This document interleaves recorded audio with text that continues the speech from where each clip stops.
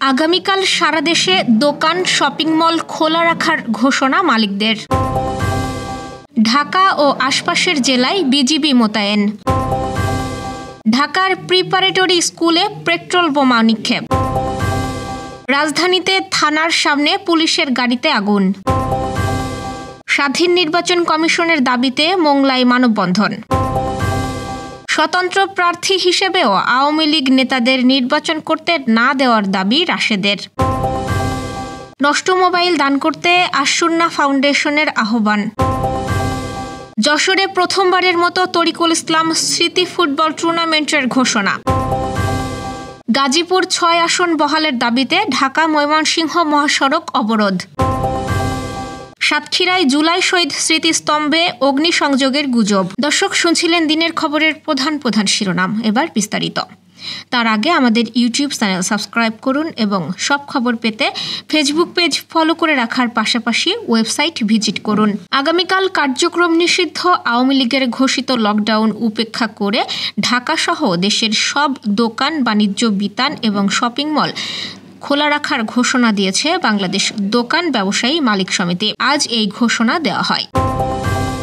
সার্বিক আইন শৃঙ্খলা রক্ষা ও নিরাপত্তা নিশ্চিতে রাজধানী ঢাকা ও আশেপাশের জেলায় 14 প্লাটুন বিজিবি মোতায়েন করা হয়েছে। এর মধ্যে রাজধানীতে মোতায়েন করা হয়েছে 12 প্লাটুন বিজিবি। আজ বিজিবির সদর দপ্তর বিষয়টি নিশ্চিত করেছে। রাজধানীর মোহাম্মদপুরে ইকবাল রোডের প্রিপারেটরি স্কুলে 2টি পেট্রোল বোমা নিক্ষেপের ঘটনা ঘটেছে। এই ঘটনায় কোনো হতাহত হয়নি।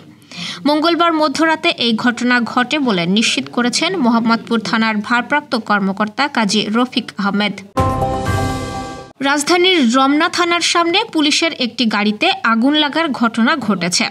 তবে কোনো দুর্বৃত্ত গাড়িটিতে আগুন দেয়নি। গাড়ির কাজ করার সময় হঠাৎ আগুন ধরে যায় বলে দাবি করেছে পুলিশ। আজ বেলা 11টার দিকে এই অগ্নিকাণ্ডের ঘটনা ঘটে।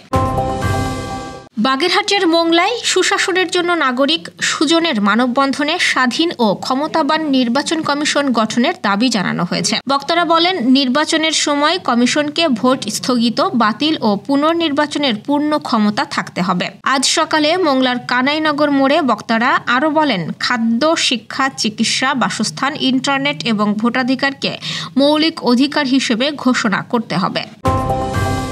আওয়ামী লীগের কোনো নেতাকর্মীকে স্বতন্ত্র প্রার্থী হিসেবেও নির্বাচন করতে না দেওয়ার দাবি জানিয়েছে গণ অধিকার পরিষদ।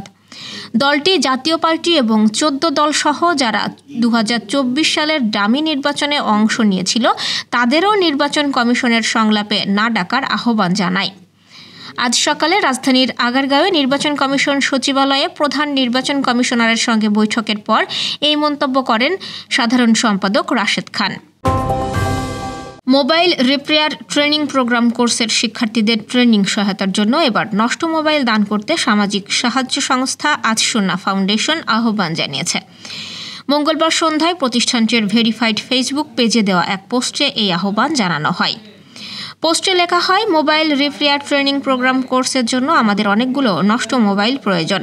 শিক্ষার্থীদের ট্রেনিং সহায়তায় আপনারা পড়ে থাকা নষ্ট মোবাইলটি দান করতে পারেন। আগামী শুক্রবার থেকে যশোরে প্রথমবারের মতো অনুষ্ঠিত হতে যাচ্ছে তরিকুল ইসলাম স্মৃতি ফুটবল টুর্নামেন্ট। এই টুর্নামেন্টে 15টি দল অংশগ্রহণ করবে। 15টি দল 15টি ইউনিয়নকে নিয়ে গঠন করা হয়েছে। এই উপলক্ষে আজ দুপুরে প্রেস ক্লাব যশোরে সংবাদ সম্মেলন আয়োজন করা হয়। গত 10 অক্টোবর হাইকোর্টের একটি বেঞ্চ নির্বাচন কমিশনের সিদ্ধান্ত বাতিল করে বাগেরহাটের পূর্বের 4টি ও গাজীপুর 5টি আসন বহাল রাখার আদেশ দেন। গাজীপুর 6 আসন বহালের দাবিতে ঢাকা ময়মনসিংহ মহাসড়কের টঙ্গীর কলেজ গেট এলাকায় টায়ার জ্বালিয়ে মহাসড়ক অবরোধ করে বিক্ষোভ করেছে রাজনৈতিক দলের নেতাকর্মীরা। এতে মহাসড়কের উভয় পাশে যান চলাচল বন্ধ হয়ে দীর্ঘ যানজট ও জনদুর্ভোগের সৃষ্টি হয়। সাতক্ষীরায় জুলাই শহীদ স্মৃতিস্তম্ভে অগ্নিসংযোগের অভিযোগে সামাজিক যোগাযোগ মাধ্যমে ছড়িয়ে পড়া একটি ভিডিও নিয়ে ব্যাপক আলোচনা সৃষ্টি হয়েছে। তবে পুলিশ ঘটনাটিকে গুজব বলে জানিয়েছে। মঙ্গলবার রাত 11টার দিকে একটি ভিডিও সামাজিক যোগাযোগ মাধ্যমে ভাইরাল হয়, যেখানে দেখা যায় এক যুবক স্মৃতিস্তম্ভের চারপাশে কিছু ঢেলে আগুন ধরিয়ে দিচ্ছেন। ভিডিওটি ছড়িয়ে পড়ার পর এলাকায় উত্তেজনা দেখা দেয়। রাত 12:31 সাতক্ষীরা জেলা পুলিশের সরকারি ফেসবুক পেজ থেকে একটি বিবৃতি প্রকাশ করা হয়। সেখানে বলা হয়, সাতক্ষীরায় জুলাই স্মৃতিস্তম্ভে পেট্রোল ছিটিয়ে আগুন দেওয়ার যে খবরটি সামাজিক যোগাযোগ মাধ্যমে প্রচার হচ্ছে তা সম্পূর্ণ ভিত্তিহীন ও গুজব। দর্শক, এই ছিল দুপুরের আয়োজন। রাতের খবর দেখার আমন্ত্রণ রইল। সেই সঙ্গে এতক্ষণ সাথে থাকার জন্য ধন্যবাদ।